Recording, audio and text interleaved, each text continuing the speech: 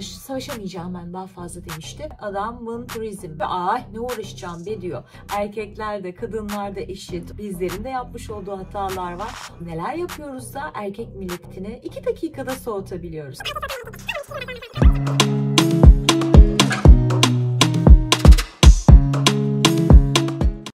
Selam arkadaşlar, nasılsınız? Beni soracak olursanız her zaman söylediğim gibi bomba gibiyim. Evet, bugün de kadınların bazı hatalarından bahsedeceğim. Daha önceden bir video yayınlamıştım. İzlemeyenler için hemen şuraya bırakıyorum. Oradan takip edebilirsiniz. Erkekleri soğutan hareketleri. Erkekler ne yapıyor da biz onlardan buz gibi soğuyoruz. Şimdi bunun tam tersini yapıyorum. Hem cinslerim, üzgünüm. Yapabileceğim hiçbir şey yok ama hayat eşit. Erkekler de kadınlar da eşit. Bizlerin de yapmış olduğu hatalar var. Onun için bunlardan da bahsetmek istiyorum ki biz neler yapıyoruz da erkek milletini 2 dakikada soğutabiliyoruz. Başlayayım mı? Yani daha çok kendi yaptığım hatalardan da bahsedeceğim.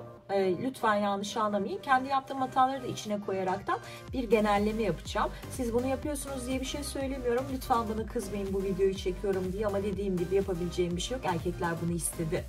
Sürekli şikayet etmek ve devamlı bir şeylerden memnun olmamak. Bu gerçekten erkekleri soğutan bir hareket arkadaşlar. Bunu bazen ben de yapabiliyorum. Çünkü karşımdaki insanı dört dörtlük görmek istiyorum ama karşımdaki insan dört dörtlük olmayınca hemen şikayetlerim başlıyor, memnuniyetsizliklerim başlıyor.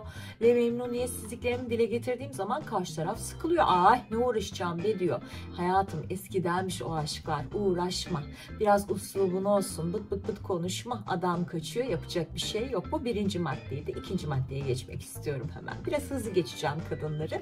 Dayak yemek istemiyorum hem cinslerimden ama dediğim gibi kendi yaptığım hatalardan da yola çıkarak ortaya karışık bir şey sunuyorum. Biz kadınlar teşekkür etmek yerine her zaman ama her zaman daha fazlasını isteriz. Eleştirmek ve beğenmemek içgüdümüzde var. Dediğim gibi bu da gene karşı tarafı dört dörtlük görmek istediğimizden kaynaklı. Çünkü o ileride belki bizim eşimiz, belki çocuklarımızın babası olacak. Onun için onu böyle o ilişki, flört evresinde dört dörtlük görmek istiyoruz. Bizim gözümüzde hata olan şeyleri ona yansıtırken de biraz fazla nankör davranıyor olabiliriz. Nankör davrandığımız için de erkekler bizden buz gibi soğuyorlar. Bu şekilde yapmamamız lazım. Tabii ki bir takım şeyleri beğenmiyor olabiliriz ama kimse kimseyi değiştirmemeli. Değiştirmeden farklı bir üslupla daha yumuş yumuş hayatım bu böyle olmasa da şöyle mi olsa daha iyi olur acaba falan tarzında artık onu siz ayarlayacaksınız. İnanın bu yaşıma geldim, ben bile ayarlayamıyorum. Çünkü benim de sert çıkışlarım vardır. Yani size söyleyeyim, bir saatte erkek kaçırmışlığım vardır dermişim. O kadar da konuda şampiyonum yani. Ay kendi kendime güldüm buna. Neyse 3. maddeye geçeyim ben. Çok fazla ilgi beklemek. Erkeğin her anını bizimle geçirmesini istemek. Yok böyle bir dünya. Onun da bir hayatı var. İşi var, gücü var.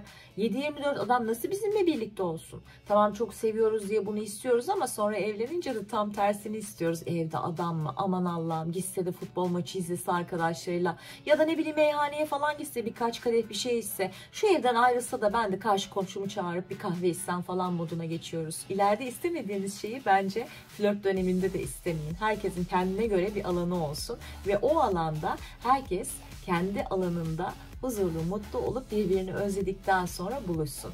Devamlı ama devamlı bir adamın 7/24 yanınızda olması it's impossible yahu. Bir de bir şeylere teşekkür etmeyi bilmiyoruz arkadaşlar. Teşekkür etmeyi bilmemiz lazım. Adam sana bir jest yaptı değil mi? Ya da bir sürpriz hazırladı.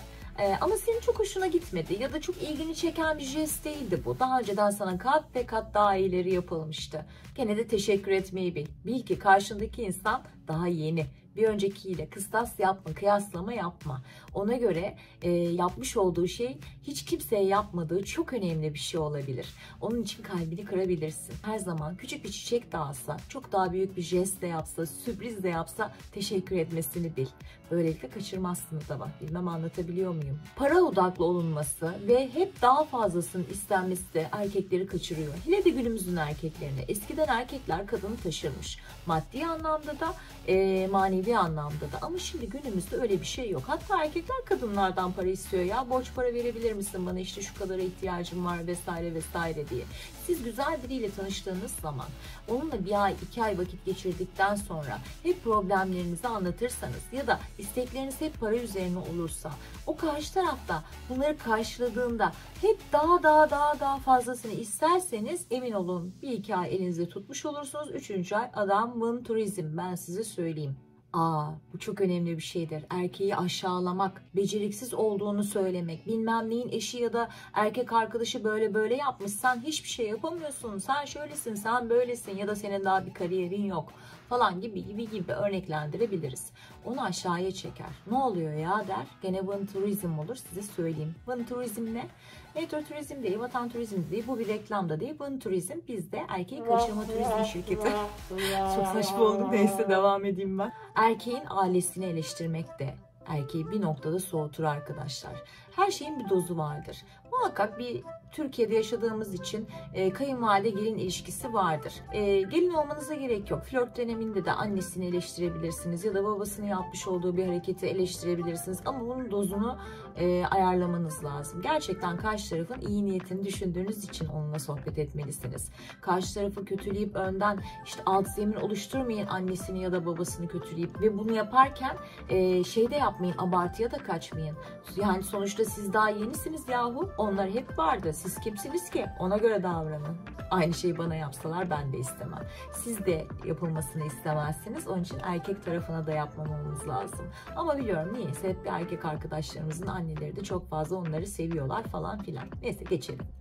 Bir kadının çok fazla trip atması, fevri davranması, çözüm odaklı değil de kavga odaklı gitmesi ve ortalığı daha çok berveriye vermesi kesinlikle erkeği soğutan bir harekettir. Her zaman için çözüm odaklı olmak lazım. Kavga olmayacak mı? Olacak. Problemler olmayacak mı? Tabii ki olacak. Ama bunları orta noktada sohbet ederek kim kime ne diyor, ne istiyor, ne yapıyor, nasıl çözümlenebilir? Bu şekilde sohbetlerle çözmek gerekiyor. Ambulans geçiyor ya, Allah yardımcısı olsun. Kesin bir kadın bir erkeğe çok pıt pıt yaptığı için adam da kalp krizi geçirdi dermişim. Duyuyor musunuz ambulans sesini? Duymuyorsanız ne mutlu size. Yani burada ben biraz merkezi bir yerde oturuyorum arkadaşlar, İstanbul'da. Onun için ambulansı, trafiği vesairesi hiç eksik olmuyor.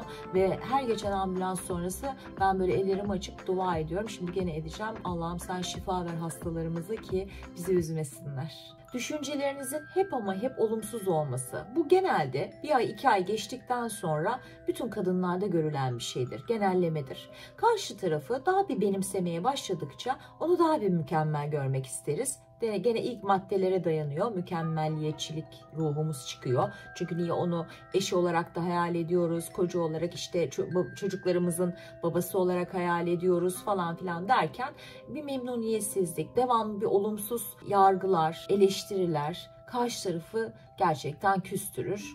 1 dinler, 2 dinler, 3 dinler, çok seviyorsa 5 de dinler. Hatta ilkinde de kaçabilir ama 4-5 dinliyorsa gene sevmiştir sizi. Benim hayatımda da olmuştu böyle bir şey. İlkinde direkt hemen savaşamayacağım ben daha fazla demişti. O kendini bilir dinliyorsa bu videoyu, ama eğer sizi seviyorsa muhakkak sizin için mücadele edecektir. Ama siz de üstüne gitmeyin. Yani eşeği yokuşa sürmeyin. Devamlı olumsuzluktan bahsetmeyin. Karşı tarafın güveniyle oynamak zorunda değilsiniz. Onu aşağıya çekmek zorunda değilsiniz mutlu bir ilişki için. Aksine onun güvenini tavan yaptırın. Mutlu olsun. Mutlu olsun ki sizi mutlu etsin ve kaçmasın. Tamam mı hemcinslerim? İlişkiyi düzeltmek için çaba harcamamak gerçekten bizim için dezavantajı oluyor. Çünkü direkt kaçıyorlar, uğraşmıyorlar. Çok sevseler de biraz uğraşıyorlar, daha fazla uğraşmıyorlar. Onun için çok fazla olumsuzluklarla gitmeyin ve ilişkinizi her zaman için düzeltmek anlamında olumlu hareketler sergileyin. Olumlu cümleler kurun. Karşı taraf sizin onu sevdiğini ve sahiplendiğinizi görsün. Bu arada ilişki bitti. Adam küstü, trip attı. Siz de öyle yaptınız. Karşı taraftan beklemeyin adımı. Siz seviyorsanız eğer siz o adımı gerçekleştirin. Karşı taraftan beklemek, hep her şeyi erkeklerden bekliyoruz. Yok böyle bir şey ya. Eğer seviyorsan ve gerçekten karşı tarafın seni sevdiğine inanıyorsan bir dene şansını. Sen git onun üstüne. Sen şansını dene. Ondan adım bekleme. Sen yürü önce. O da geliyorsa ne mutlu sana. Gelmiyorsa o da seni sevmemiştir. Bir noktaya kadar sevmiştir. Yoluna bakarsın. Bir erkekle sürekli tartışma halinde olmayın arkadaşlar. Erkekler kendilerince hep haklıdırlar. Eğer onunla devamlı tartışırsan onun bir egosunu aşağıya çekmiş olursun. Aşağıya çekmiş olduğun için de o egoyu seninle görüşmek istemez ve buz gibi soğur kaçar gider. Kadınlar ilişkilerde daha duygusaldır. Erkekler ise daha mantıksaldır. Bunu asla unutmayın. Onlarda testosteron, bizde östrojen var. Kadını maddi ve manevi memnun edemediğini düşünen erkek mınturizm yapar. Yani kaçar gider. Onun için konuşmalarınıza, isteklerinize, o usluba çok dikkat edin. Karşı tarafa güven duygusunu aşılayın. Karşı taraf ezildiğini, büzüldüğünü, size sahip çıkamayacağını hissetmesin. Hissederse uğraşmaz. Sahip çıkabileceği, taşıyabileceği kadınla yola devam eder. Bilmem anlatabiliyor muyum? Erkekler arkadaşlar, kısacası gerçekten böyle sorun odaklı değil de çözüm odaklı ilerleyen, pozitif bakan hayata, eşine de pozitif bakan, hataları olsa da görmezden gelip onları tolere edebilen kadınları tercih ederler. Siz eğer karşı tarafa aşıksanız belki biraz rol yapacaksınız ama yapmak zorundasınız. Çünkü onların içgüdüsel dünyasında mantık işler. Bizimki gibi duygusallık yoktur. Duygusallık ne zaman ayrılırız? 1-2 ay geçer, onlar da başlar. O zaman da siz zaten sevmiyor olursunuz. Onun için işin içindeyken lütfen ama lütfen çözüm odaklı olmayı unutmayın. Bu kadar saydığım madde arasında en önemli şey. Bunu yapmazsanız eğer muhakkak ama muhakkak buz gibi soğur ve kaçar sevdiğiniz adam. Bir erkeğin size güven duyması kadar önemli bir şey yoktur. Bu ilk etapta biraz zor olabilir. Yaşadığı yöreye, semte ya da şehire göre kıskançlıkları olabilir. Ama ona o güveni verirseniz o kıskançlıkları da törpüleyebilirsiniz. Fakat laga luga yapıp bıt bıt bıt devamlı konuşup hayır derseniz o erkek sizinle uğraşmaz ve kaçar. Ve işin sonunda biliyorsunuz hemcinslerim biz dırdırcı oluyoruz. Onlar da aman Allah'ım kurtardık yakamızı tezelden fazla uğraşmadan diyorlar. Ama ben buna böyle bakmıyorum.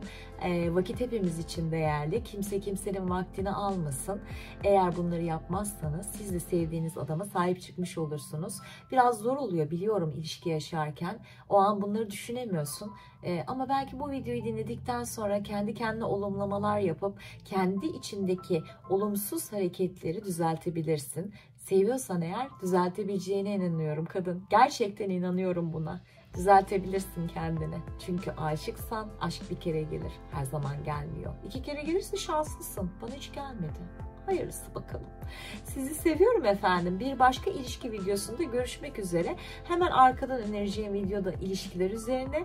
İnşallah bu serileri seviyorsunuzdur. Bakıyorum tıklanıyor. Tıklandığı için de çekiyorum. Dediğim gibi bir de oturarak çekmesi harika bir duygu. Hiçbir şekilde uğraşmıyorsun. Yapıyorsun makyajını geçiyorsun sohbet ediyorsun. En sevdiğim. Bir de konuşmak zaten en sevdiğim. Bir de terzi kendi söküğünü dikebilse işte onu da seveceğim de size bu nasihatleri verirken ben kendim de uygulamaya çalışıyorum. Aslında kendimi de motive etmeye çalışıyorum. Çünkü ben de 4 dörtlük değilim. Ama 4 üçlük olabilirim. Onun için de lütfen beni 4 üçlükler arasın. Sizi seviyorum. Görüşürüz.